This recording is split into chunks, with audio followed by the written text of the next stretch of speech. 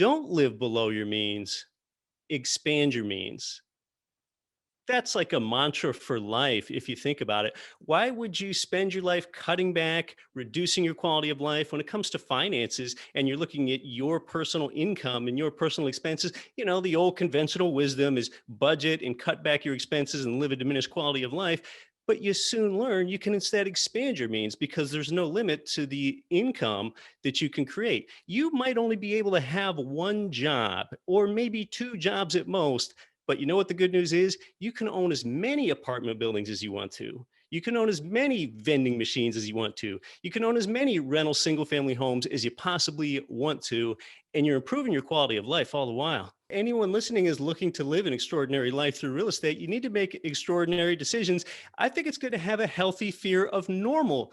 Do those things that make people in your peer group say, "You're doing what?" For example, more than 15 years ago, I moved from Pennsylvania to Anchorage, Alaska, something that I dreamed about doing because I like skiing and mountaineering. If you don't go after what you want, you'll never have it. That is so simple, but a lot of people don't live it. And in real estate investing, a popular mantra is even live where you want to live and invest where the numbers make sense. Okay, you've probably heard that before, you, the listener here, but are you actually doing it? You know, a lot of people go through life following money. Oftentimes they relocate for economic reasons. You know, it's common for you to talk to people, run into people. Why do you live in Joplin, Missouri? Why do you live in Schaumburg, Illinois? Why do you live in Valdosta, Georgia? Oh, well, I got a job here. I'm not really very passionate about living here. But instead, as the real estate investor, you can flip that around and make passive income streams follow you. So that's really the mindset. Don't follow money, make money follow you. Make your life what you want to make it.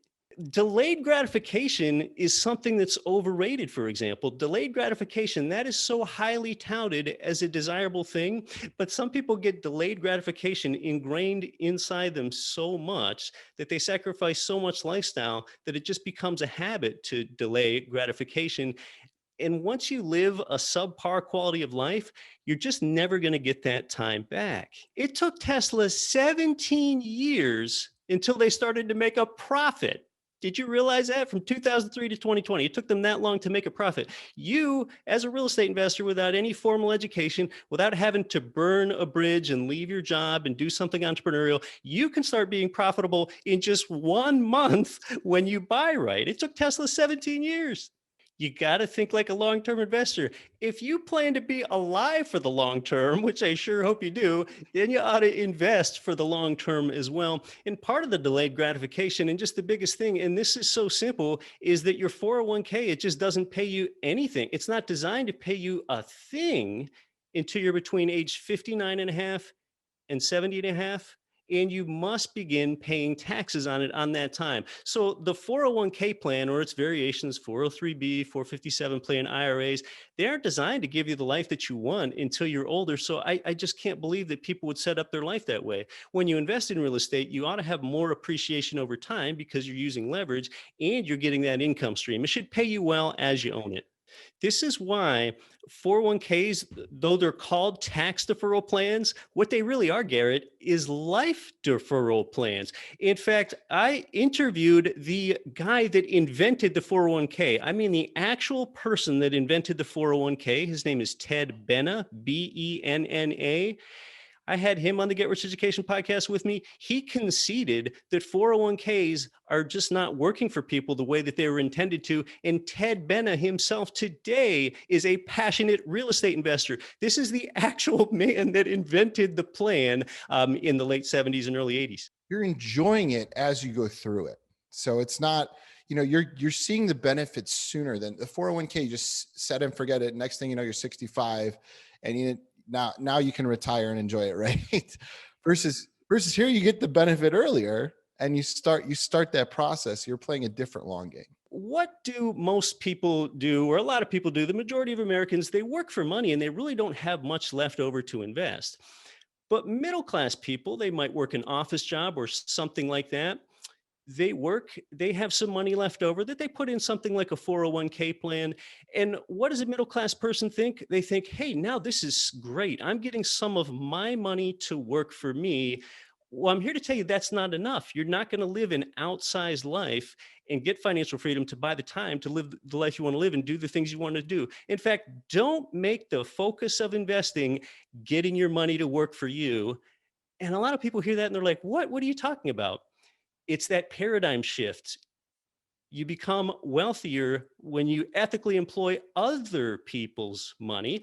Again, that comes from the rich dad school of thought, really. And you might think, yeah, I've heard that before, other people's money. But do you realize that as a real estate investor, even starting out like I did with that fourplex building, you actually have the ability to use other people's money ethically three ways at the same time when you provide them with good, clean housing. You use the tenant's money for the income stream, the bank's money for the leverage and the loan. I borrowed 96.5% of the value of that fourplex building. And then thirdly, using the government's money at scale. So you're actually using other people's money three ways at the same time. And the interesting thing about this is you don't need any degree at all in order to do this. You don't need any certification. You don't need a real estate license, but that's really the lesson in the mindset shift. Don't just get your money to work for you, get other people's money to work for you. That's what you've got to do. Otherwise, you just don't get by. You can't even live a good retirement. 7 out of 10 401k participants can't retire as early as they thought they wanted to because they banked on compound interest, which is largely farcical rather than a powerful wealth building force like leverage. But like most people, if you take the easy route in life, you really don't get that much out of it. The easy route in life, talking about the marketing component on how real estate has poor marketing and mutual fund companies have good ones, is you don't need to do anything as an employee today. It became automatic enrollment with 401k plans for employees more than a decade ago for an awful lot of them. If you don't do anything at all, then you're not going to get into real estate investing. Hey, and before you leave, make sure you subscribe to my channel below. We put out videos every single week and you don't want to miss it. Also, if you haven't done so already, grab my free ebook here, okay? It's a secret to raising money to buy your first apartment building deal. It's a good one, so grab that. And hey, check out another video.